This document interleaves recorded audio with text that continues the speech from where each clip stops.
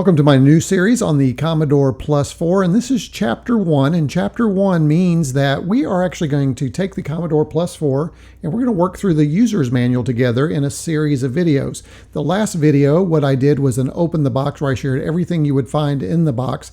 And for this episode, it's Chapter 1, and Chapter 1 in the book is actually entitled Unpacking and Setting Up. Well, we've already done the unpacking part. Now what we're going to do is the setting up part. So why don't we go ahead and open up our book and see what's inside and get started.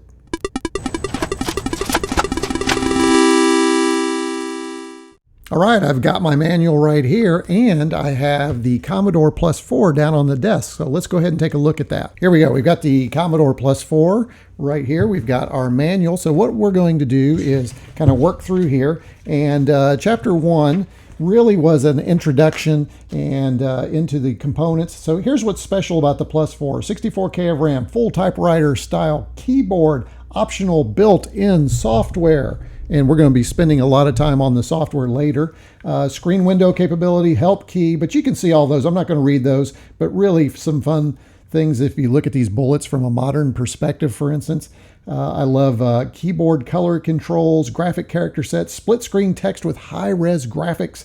And then we also have a whopping 320 by 200 pixel screen resolution. Can you imagine? So again, we're going to be looking at this device from a modern perspective.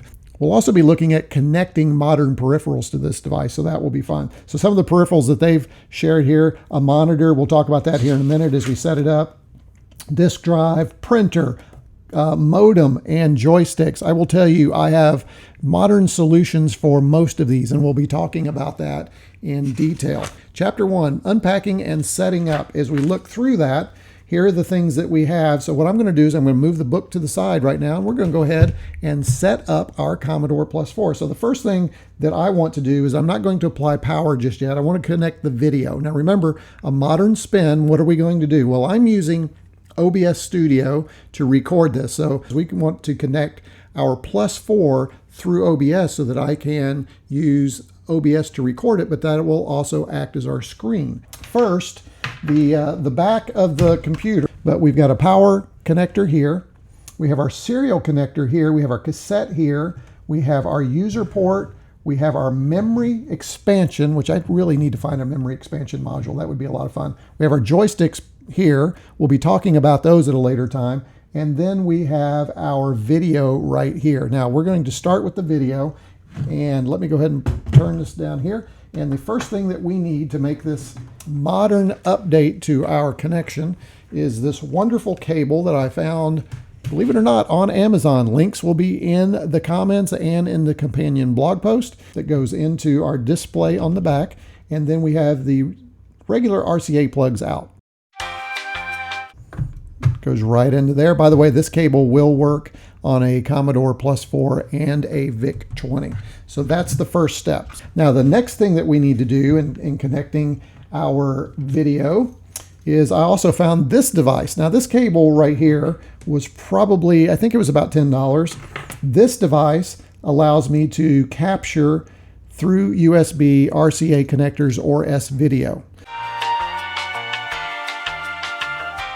And then the next thing we need to do is plug this into our USB port. Now I have a USB extension here, so we'll go ahead and plug that in.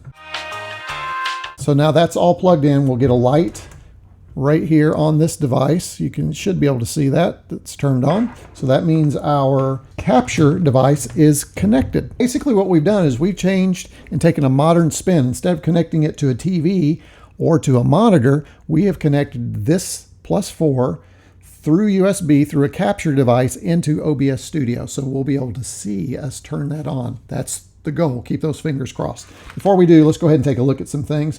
We have our on-off switch, which is right here. So there's our on-off switch. This is our reset switch, and those are going to be important in a minute. We're going to talk about what we can do with those in just a second. We also, on the left-hand side, have these two ports. This is an RF and this is the high-low.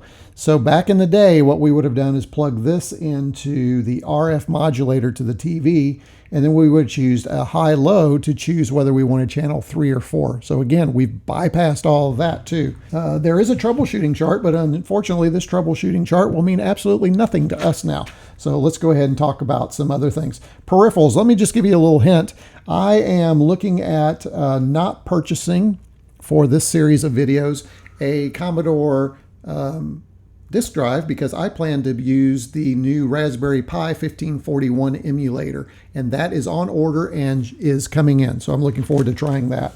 Printers, nobody uses a printer anymore, do they? Probably won't do much with that. The monitor we've taken care of. I am also looking at possibly doing a Wi-Fi modem instead of the Commodore modem to update our +4 connection, and we'll be using Telnet to actually hopefully connect to actual bulletin boards that the +4 would have connected to. So that's just a little preview, a little spoiler for what's coming ahead. So those are the things that are covered in Chapter 1. That's really it. We'll be covering successive chapters, but you know what? Before we do that, I can't go without actually turning this thing on, right? We really need to do that. The next thing we need to do, though, before we turn it on, is we have to apply power, right? So here we go. Here's the big Commodore brick.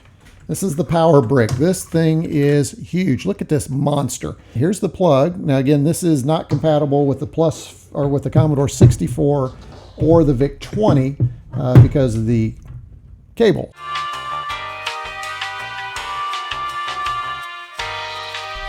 Okay, I've got everything set up. I've got the power. I've got video into a digital video USB recording device. Now what we're going to do is we're going to turn it on. Now when I turn it on, this little light right here should come on. Let's see what we get. There we go. We got the light. How's it look? Oh, of course you can't see it. So here comes the big reveal. You ready? Get ready. Here it is. And drum roll, please. There you go. Look at that. So we have the Commodore actually broadcasting or sending the signal to OBS Studio, and we have it up on the screen. So this is the kind of the format we'll be using as we go forward in our videos. You'll be able to see, I can refer to books, you'll be able to see me as I'm typing and talking, but then you'll also be able to see what's on the screen down here. And of course I can go back and you can see between here and you will be able to see here. So you can see right now I can start to type. Let's do a quick program, shall we? Oh man, does this bring back memories? Oh wow, and boy, does it bring back memories of not being able to type on this keyboard. This is going to take a while, so let me focus. Muscle memory. I do remember that the quotations was above, it's a shift too. Man, that's so weird, but it's coming back for my VIC-20 and Commodore 128 days. There we go, my first Commodore +4 program. Will it run? Oh, there you go, folks. Man, that is so satisfying. It's so cool to experience that again. Now, if I remember, run stop, and let me go ahead and show you how that works. If you want to stop a program, you hit the run stop button right here. So I'll go back to here, hit run stop, and there you go. And so there's our very first program. I mentioned earlier that I want us to look at the reset button. What's really interesting is if the old Commodores, you had to turn them on. If you wanted to clear, you had to turn it completely off and then turn it back on. This computer has a reset button. So if I hit the reset button, watch what happens. That will reset the computer completely.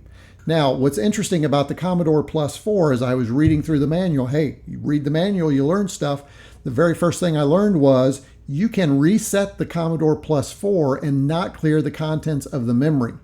So that program that I had, I just lost. So let's go ahead and try this and see if this works. So I'm going to go ahead and do 10. I'm going to do print. And hey, this is getting easier, folks. And retro combs, maybe a little bit easier. Oh gosh, this is really combs. And we don't need a whole program, so I guess I could just stop right there. So there's a line in memory. So listing that, of course, it'll list it. So supposedly, if I hold the run stop, press the reset, then it will reset without clearing my program. Let's try it, shall we? So I'm going to hold the run stop. I'm going to hit the reset button. let up on it. Now let's go back and see what just happened there. Now you'll see we're in the monitor. This is another really cool thing that the +4 has that the VIC-20 and 64 didn't have. It has a monitor. So we've reset the computer back to the machine language monitor, but check this out. If we hit X and hit enter, now we're back. We've done a reset. We went to the machine monitor. Now, if the manual's not lying to me, if I type list, my program should still be there. Let's see if it works. Boom, check it out. How cool is that? So there's your little tip, your very first Commodore +4 tip out of the manual. I learned this, and just to show you how you can reset a Commodore +4 without completely getting rid of the program you have in there, and also how to access the machine language monitor. So pretty cool, but that's the kind of thing you can expect as we go forward in this series. You know what, I'm just going to type around and play a little bit. Oh, cursor keys, up, down, right, and left cursor keys. Those are things that the Commodore VIC-20 and 64 didn't have. You used to have to do this weird shifty thing with 2 cursor keys. I really like this.